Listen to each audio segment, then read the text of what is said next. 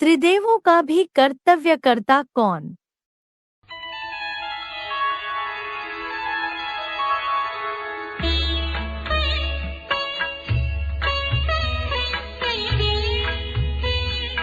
अविभक्तं च भूतेषु विभक्तं इव च स्थितं भूतभर्तृतज्ञेयं प्रसिष्णु प्रभविष्णु च। तत् अविभक्तम, वह अविभाज्य है। च भूतेषु विभक्तम इव स्थितम, और प्राणियों में विभक्त हुआ सा रहता है। च भूत भर्तृ च ग्रसिष्णु, और प्राणियों का भरण पोषण करता विष्णु है तथा संहार करता महारुद्र है। च प्रभविष्णु ज्ञेयम, और उत्पत्ति करता ब्रह्मा ज्ञातव्य है। तत् अविभक्तम च भूतेषु विभक्तम इव स्थितम, च भूत भर्तृ च ग्रसिष्णु च प्रभविष्णु ज्ञेयम।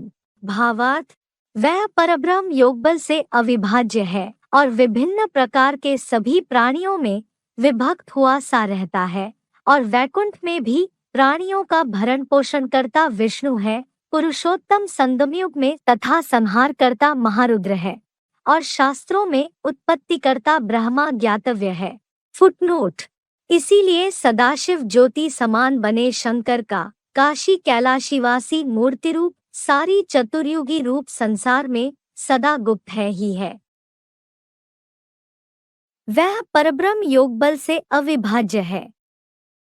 ज्ञान और योग ऐसा भंडार है शिव का जो कभी खूटता नहीं। अखूट भंडार है शिव के पास, जो भक्ति मार्ग में भी गाया हुआ है। क्या? पूर्णमिदं पूर्णमदः पूर्णात् पूर्णं यदुच्यते पूर्णस्य पूर्णमादाय पूर्णमेवावशिष्यते। माने वो ज्ञान योग का ऐसा भंडार है कि उसमें से पूरा ही ज्ञान निकाल लो और पूरा ही योग की पावर निकाल लो तो भी क्या बचेगा? पूर्ण ही बचेगा। और धर्म पिताओं में जो भी देहधारी धर्म पिताएं दुनिया में हुए, चाहे ब्राह्मण धर्म का प्रणेता ब्रह्मा ही क्यों न हुआ हो, क्योंकि ब्रह्मा से भी ब्राह्मण धर्म की स्थापना होती है। तो ब्रह्मा से लेकर के इब्राहिम, बुद्ध, क्राइस्ट आदि जितने भी धर्म पिताएं हुए, सब देहधारी धर्म पिताएं। जब से षष्ठी पर उनका नामाचार होता है तब से ही लेकर के उनकी आत्मा की शक्ति क्षीण होती जाती है या बढ़ती है? क्षीण होती जाती है, क्षरित होती जाती है। इसलिए शास्त्रों में भी बताया, गीता में भी लिखा है, इस संसार में पार्ट बजाने वाली आत्माएं दो प्रकार की हैं, एक क्षर और एक अक्षर। अक्षर आत्मा जो इस सच्ची रूपी रंगमंच पर पार्ट बजाती है, साकार में भी आकर के पार्ट बजाती है। वो पर्सनालिटी कहो, आत्मा की पावर कहो, वो एक ही शिव है जो संग के रंग में आकर के कभी भी क्षीण क्षरित नहीं होता। बाकी जितने भी मनुष्य आत्माएं हैं 500-700 करोड़, वो सब संग के रंग में आकर के क्या होती रहती हैं? क्षरित होती रहती है। एक शिव ही है जिस मुकर्रर रथ में आता है उस मुकर्रर रथ के द्वारा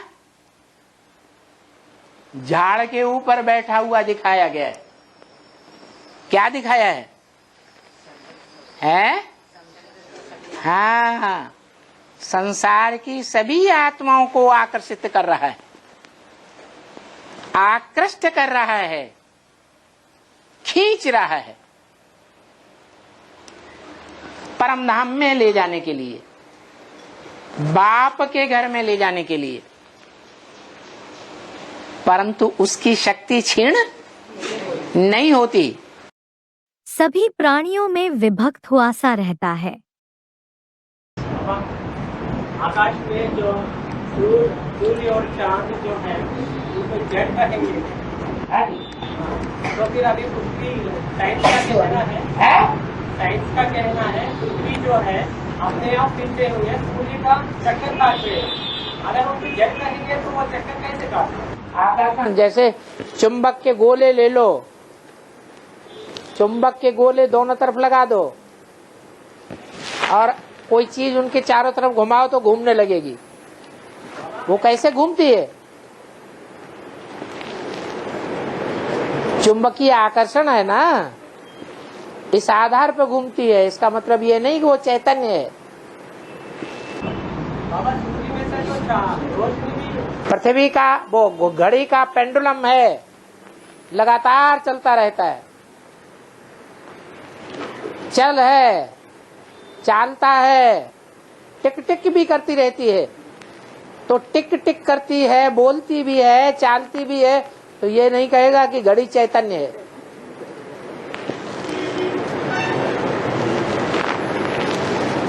एक सामान्य घड़ी को दोबारा कभी न कभी की लेना पड़ता है। पृथ्वी को कोई की नहीं है, वो पृथ्वी का तो कोई की लेना पड़ता नहीं। क्या है? की नहीं देना पड़ता है ना, चाबी देना नहीं पड़ता है। वाह, हर 5000 वर्ष के बाद आकर के बाबा की याद की चाबी देनी पड़ती है ना पृथ्वी को। एक एक कण को चाबी मिल जाती है याद की। चैतन्य आत्मा हो चाहे जड़ चीज हो, जड़ का, जड़ सृष्टि का एक एक कण उसकी याद से भर जाता है, तब 5000 वर्ष कार्य करता है। कैसे कहते हो चाबी नहीं दी जाती है? परमात्मा सर्वव्यापी नहीं है, उसकी याद सर्वव्यापी है। पोषण करता विष्णु, संहार करता महारुद्र, उत्पत्ति करता ब्रह्मा। रुद्र बाप अकेला रुद्र या महारुद्र? जैसे कहा जाता है लक्ष्मी महालक्ष्मी, नारायण महानारायण, ब्राह्मण महाब्राह्मण। तो कब कहा जाता है? महारुद्र कब हुआ? जब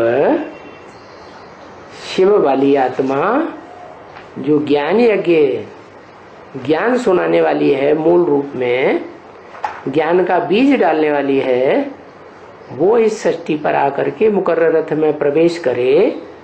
है किन से रथ में? जिस रथ का नाम उसके साथ जोड़ा जाता है। किसके साथ? शिव के साथ। कौन सा? क्या नाम जोड़ा जाता है? शंकर। तो शिव और शंकर दोनों मिलके हुए महारुद्र। क्या महारुद्र माने? अच्छाई भी देख ले योगी बने और फिर बुराई भी देखने योगी बने।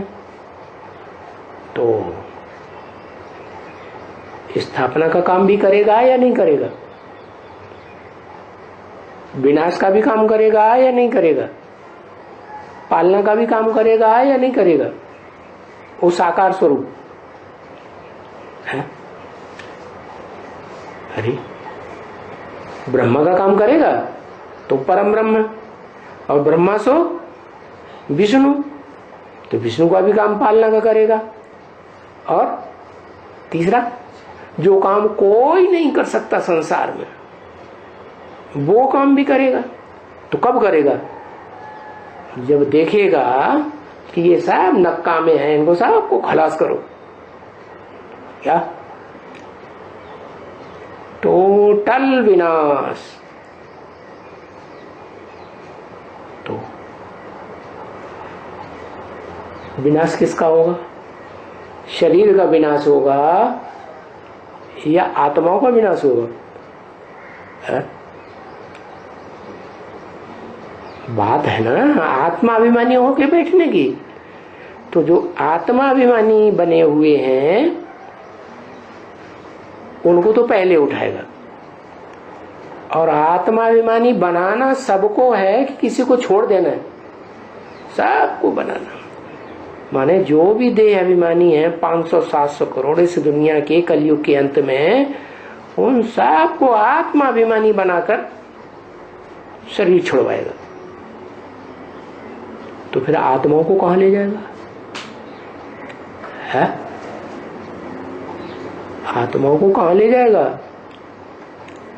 आत्माएं कहां जाएंगी? है?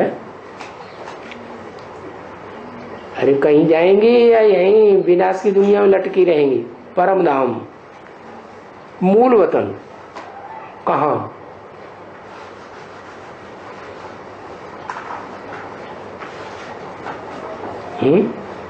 वो कहां है? इसी सृष्टि में है। उसका नाम क्या दिया? कुछ नाम दिया है कि नहीं? पक्का नाम कुछ नहीं दिया है? अरे जिस घर में ले जाएगा घर का नाम होता है कि नहीं? क्या नाम? याद में समा जाए। अरे किसकी याद में समा जाएंगे? कौन? एक नाम नहीं उसका। ये शिव का तो नाम नहीं होता है, उसकी तो आत्मा का ही नाम होता है, परम ब्रह्म। सदाशिव समान बने शंकर का मूर्ति रूप संसार में सदा गुप्त है।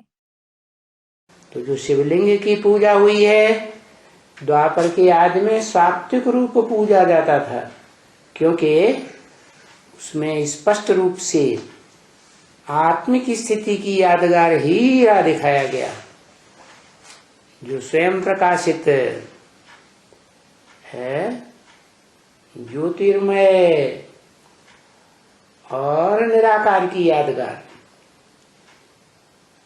निराकार आत्माओं के बाप, निराकार शिव को याद किया तो जिसने अव्वल नंबर में याद किया वो बाप समान बन जाता है, शिव समान बन जाता है। इसलिए शिव का नाम उस शरीरधारी कहो, मूर्तिमान कहो, शंकर के साथ जोड़ा जाता है। उसको तुम कहते आए हो 2500 वर्ष से भक्ति मार्ग में शिव बाबा, अर्थात उसमें निराकार ज्योति है, बिंदु के रूप में, जो हीरे के रूप में दिखाया, क्योंकि वो हीरो पार्टधारी भी है। मनुष्य सृष्टि पर भले गुप्त पार्ट बजाता है, कोई पहचान नहीं पाता, फिर भी सब पार्टधारियों के बीच में श्रेष्ठ ते श्रेष्ठ जन्म जन्मांतर पार्ट बजाने वाला है, तो वो हीरा उसी की यादगार है।